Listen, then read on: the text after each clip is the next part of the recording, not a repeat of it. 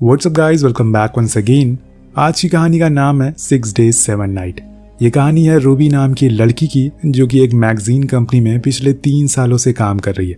पर आज उसके बॉस सभी से कुछ नाखुश हैं, क्योंकि कंपनी का काफ़ी दिनों से लॉस चल रहा है। इसलिए वो रूबी को कुछ और न्यूज़ लाने के लिए कहते हैं। इसी दौरान उसे एक बुके मिलता है जिसे रूबी के बॉयफ्रेंड मैक्सी ने भेजा था, जिसमें उसे लिखा था कि आज रात उसने उसके लिए एक सरप्राइज प्लान किया है, इसलिए वो फौरन उसके बताए हुए रेस्टोरेंट में आ जाए। अब रात होती है, दोनों मिलते हैं, जिसके बाद वो उसे बताता है कि मैंने हमारी 3rd एनिवर्सरी के लिए एक आइलैंड पर डिनर बुक किया है। जिसे सुनकर वो काफ़ी खुश भी होती है, क्योंकि कई दिनों से वो दोनों साथ में कहीं बाहर नहीं गए थे।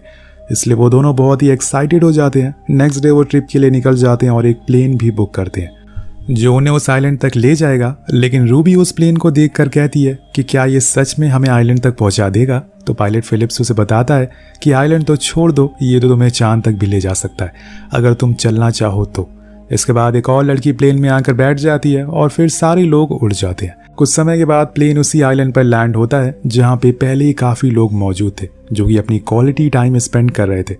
उसी में ये दोनों भी शामिल हो जाते हैं। अब रात के टाइम मैक्सी उसे बताता है कि हमारी 3rd एनिवर्सरी पूरी हो चुकी है, लेकिन आज मैं तुम्हें शादी के लिए प्रपोज करना चाहता हूँ।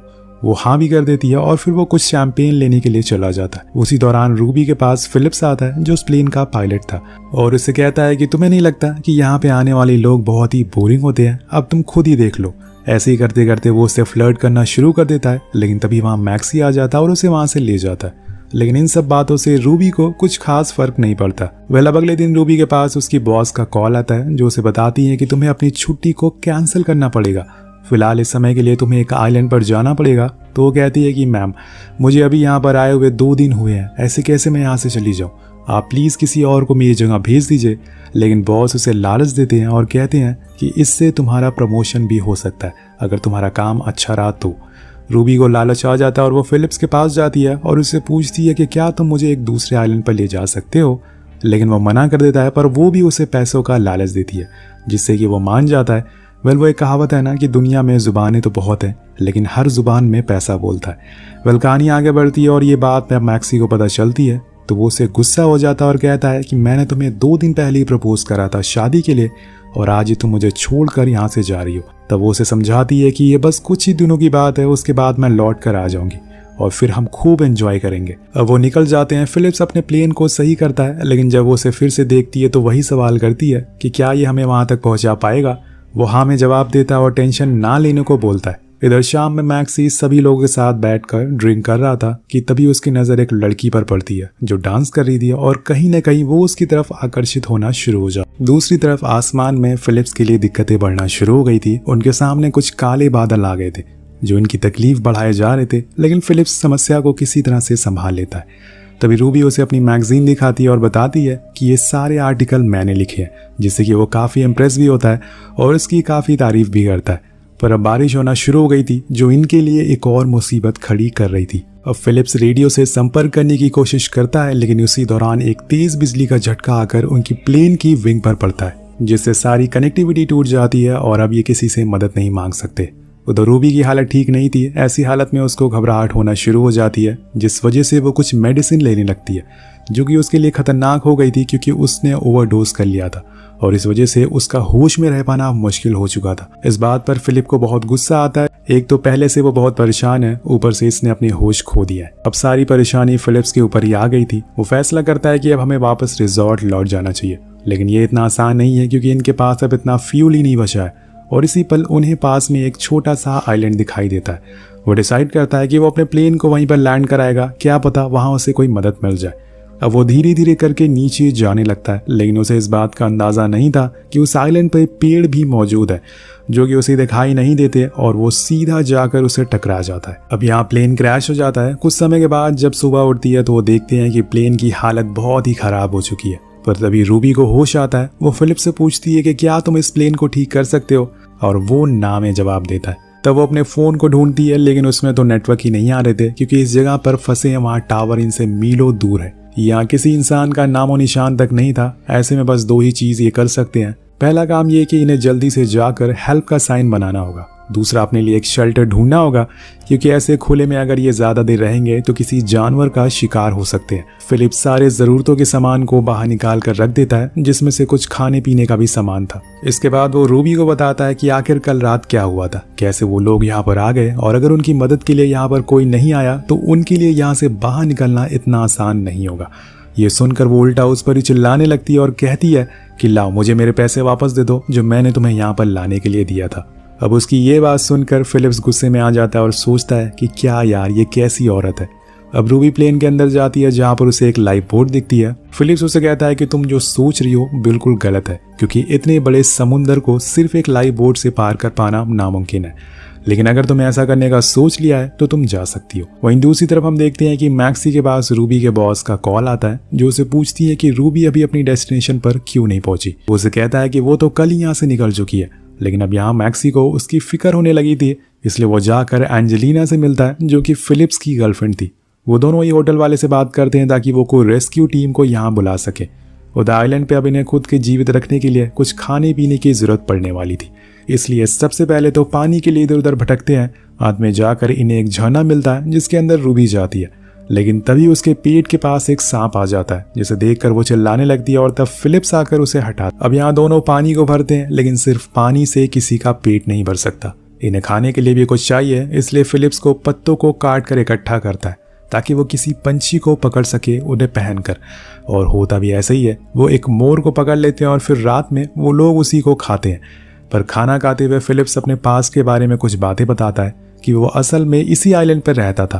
पर उसकी ये बात सुनकर रूबी मजाक उड़ाती है और कहती है कि तुम्हारी औकात भी है यहाँ पर रहने की, पर बाद में उसे बुरा लगता है और वो माफ़ी मांगती है। आगे फिलिप्स बताता है कि उसने आज तक शादी नहीं करी क्योंकि उसे एक लड़की पसंद थी, पर उसका एक्सीडेंट हो गया, जिसके बाद वो हमेशा ऐसी ही जगह पर रहने लगा। उधर रूबी भी उसे अपने कुछ बातें शेयर करती है कि उसका एक बॉयफ्रेंड मैक्सी है जिसने कुछ दिनों पहले उसे प्रपोज करा है, लेकिन अब वो यहाँ पे आकर फंस गई है। तो वो यकीन दिलाता है कि हम यहाँ से जल्दी निकल जाएंगे। उसकी बातें सुनकर रूबी को समझ आता है कि वो एक अच्छा इंसान है, जैसा उसने सोचा था वैसा तो बिल्कुल नहीं है। इधर मैक्सी और एंजेलिना को एक रेस्क्यू प्लेन मिल गया था, जिसकी मदद से वो इन दोनों को ढूंढने की कोशिश करेंगे, लेकिन क्या ये इतना आसान होगा, क्योंकि अभी तक इन्होंने किसी भी तरह का कोई हेल्प साइन नहीं बनाया है। हाँ, अगर वो इन्हें क्रैश प्लेन को देख लेंगे तो जरूर इन्हें ढूंढ सकते हैं।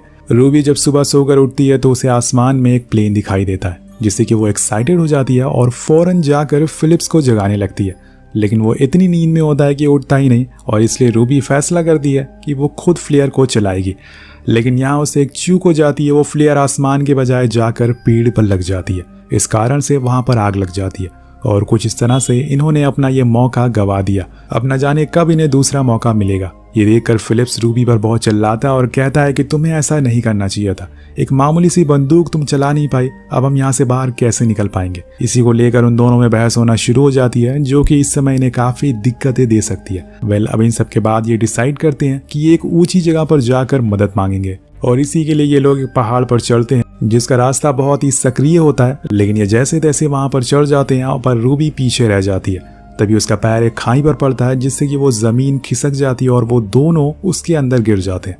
लेकिन फिलिप्स उसे बचा लेता है और फिर चलते चलते फाइनली ये पहाड़ की चोटी पर पहुंच जाते हैं, जहां से इन्हें पूरा आइलैंड साफ साफ दिख रहा था। तभी फिलिप्स दूरबीन से देखता है तो इन्हें दूर से आती हुई एक बोट दिखाई देती है। वो उससे कहता है कि हमें उस तक जैसे भी करके पहुंचना होगा, लेकिन उसके लिए इन्हें नीचे पहाड़ से उतरना होगा, जो कि ऊपर जाने से ज्यादा मुश्किल होता है। अब ऐसा ही उतरते हुए इन्हें रात हो जाती है, पर ये समय नहीं गंवाना चाहते थे, इसलिए रात में ही अपनी लाइफ बोट को लेकर निकल जाते हैं। और सुबह सुबह होते ही ये लोग उस शिप के करीब पहुंच चुके थे, जिसे देखकर वो बहुत ही खुश भी होते हैं। लेकिन जब फिलिप्स दूरबीन से उस शिप को देखता है तो वहां पर कुछ लोग एक आदमी को पानी में फेंक रहे थे, और उन सभी लोगों के हाथों में बंदूक थी, यानी कि ये शिप असल में पायरेट्स का है, यानी कि समुद्री लुटेरे। इसलिए वो फौरन रूबी से कहता है कि हमें तेजी से किनारे तक पहुंचना होगा, क्योंकि हमने गलत शिप को ढूंढ लिया है। पर इतनी देर में एक लुटेरा इन्हें देख लेता है और फौरन अपने आदमियों को इनके पीछे लगा देता है। ये लोग तेजी से पीछे की ओर बढ़ना शुरू करते हैं, लेकिन उनके पास राफ्ट थी, जिससे ज्यादा तेज भाग पाना बहुत मुश्किल था।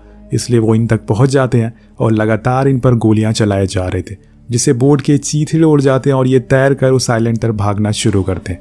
अब इन दोनों ग्रुप में झड़प हो जाती है और अंत में लुटेरे इन्हें पकड़ लेते हैं। तब रूबी के दिमाग में एक आइडिया आता है। वो उन पायरेट से झूठ बोलती है कि हमारे पास बहुत सारा गोल्ड है, अगर तुम हमें छोड़ दोगे तो हम तुम्हें वो सब दे देंगे। वो इनकी बातों पर रात हो जाते हैं, लेकिन पहले उन्हें गोल्ड चाहिए था। अब ये दोनों उन्हें ऐसे ही जंगल में घुमाने लगते हैं जिससे कि इन्हें सोचने का टाइम मिल सके, और सही मौका देखकर उन्हें फिर से चकमा दे देते हैं और फिर एक ऊंची सी चट्टान से नीचे छलांग मार देते हैं। लेकिन अभी सिर्फ इनका पायरेट से पीछा छूटा है। ये आइलैंड पर अभी भी फंसे हुए हैं। ऐसे में हर 2 दिन में इन्हें कोई ना कोई मुसीबत मिलती रहेगी। उधर एंजेलिना मैक्सी के साथ फ्लर्ट करने की कोशिश करती है, लेकिन वो उसे मना करके वहां से चला जाता है। यहाँ पर इन दोनों को चलते चलते रात हो जाती है, पर तभी इनकी नजर सामने पेड़ पर सालों से पड़ी एक वर्ल्ड वॉर 2 के प्लेन पर पड़ती है, जो शायद इनके कुछ काम आ जाए। लेकिन इससे पहले इन्हें आग जलानी होगी, जो वो बखूबी करते भी हैं। तब रूबी फिलिप्स से कहती है कि तुमने मेरी बहुत मदद करी है, तुम परेशान मत होना, मैं तुम्हारे ऊपर क्रैश का कोई भी केस दर्ज नहीं कराऊंगी।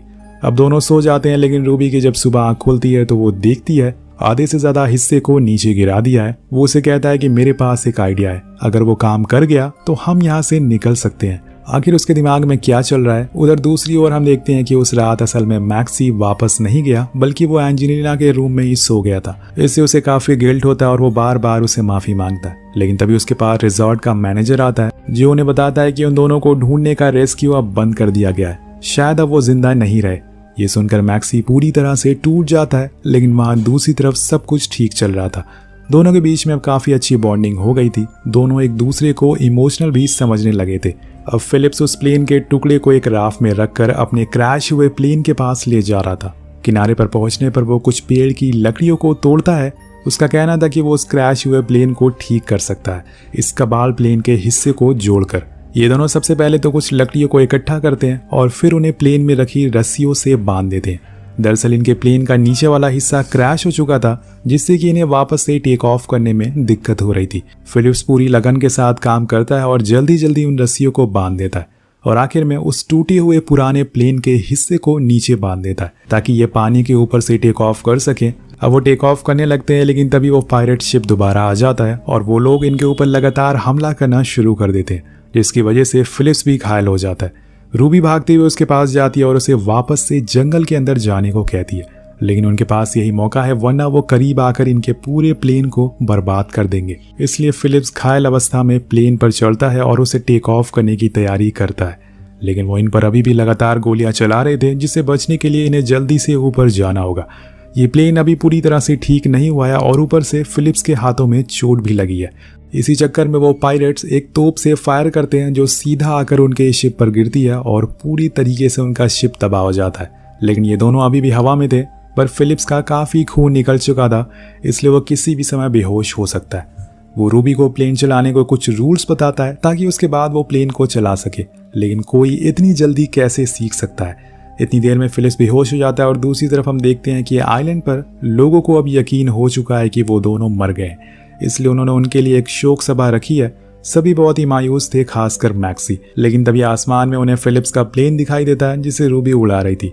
लेकिन जब वो उसे लैंड कराती है तो उसकी बहुत ही बेकार लैंडिंग होती है। एक बात अच्छी होती है कि उसने दोनों की जान बचा ली थी। वो सही सलामत घर पहुंच चुके थे। अब फिलिप्स को फौरन हॉस्पिटल में एडमिट कराया जाता है। उधर रूम में मैक्सी रूबी को सब कुछ बता देता है कि कैसे वो और एंजेलिना एक दूसरे के बहुत करीब आ गए, लेकिन बाद में उसे बहुत पछतावा हुआ, इसलिए मैं तुमसे माफी मांग रहा हूँ। इसके बाद वो फिलिप्स से मिलने के लिए हॉस्पिटल जाती है और उसका हाल चाल पूछती है, लेकिन यहाँ फिलिप्स को ये अच्छे से पता था कि रूबी उसे पसंद करने लगी है। अब वो दोनों इतना टाइम स्पेंड कर चुके थे। वो कहती है कि क्या हम अपने इस रिश्ते को फ्यूचर में भी ऐसा ही रख सकते हैं, लेकिन वो ये कहते हुए मना कर देता है कि उसे कोई और अच्छा लड़का मिल सकता है, वो तो बस एक मामूली सा आदमी है। इसलिए वो वहां से चली जाती है। अब एयरपोर्ट पर दोनों अपने फ्लाइट का वेट कर रहे थे, लेकिन रूबी के दिमाग में अभी भी फिलिप्स का ख्याल आ रहे थे। इसलिए फाइनली वो मैक्सी से बोल देती है कि वो शादी करने के लिए तैयार नहीं है, मुझे थोड़ा समय और चाहिए। और ये सुनकर मैक्सी गुस्सा हो जाता है और वो गुस्से में गलती से बोल देता है, ऐसे तो मैं भी एंजेलिना को पसंद करता हूँ, लेकिन मैंने उसे तुम्हारे लिए छोड़ दिया ना। मतलब दोनों किसी और को पसंद करते हैं, लेकिन शादी किसी और से करना चाहते हैं। उधर फिलिप्स एयरपोर्ट पर पहुंच जाता है, क्योंकि उसने सोच लिया था कि अब उसे रूबी के साथ ही रहना है। वो रनवे पर दौड़ती है और एक फ्लाइट को देखता है। उसे लगता है कि शायद रूबी इसके अंदर है, लेकिन वो उसमें नहीं थी, बल्कि वो पीछे वाली फ्लाइट से उतर रही थी। उसने मैक्सी के साथ जाने से मना कर दिया था। तभी वो देखती है कि उसके पीछे फिलिप्स खड़ा है। वो भागते हुए जाकर उसे गले से लगा लेती है और अपने प्यार का इजहार करती है, जो फिलिप्स एक्सेप्ट भी कर लेता है। इसके बाद दोनों वापस उसी आइलैंड पर जाते हैं। ये कहानी देखकर आपको एक चीज़ का पता तो चल गया होगा, अगर आप किसी को जानना चाहते हैं, उसे परखना चाहते हैं, तो उसके साथ किसी सफ़र पर निकल जाइए। वापस आते समय आपको सारे सवालों के जवाब मिल जाएंगे। इसी के साथ ये कहानी यहीं ख़त्म हो जाती है। तो आपको कैसी लगी ये कहानी नीचे कमेंट करके ज़रूर बताएगा। मिलते हैं आपसे अगली वीडियो में। Thank you so much watching. Piece.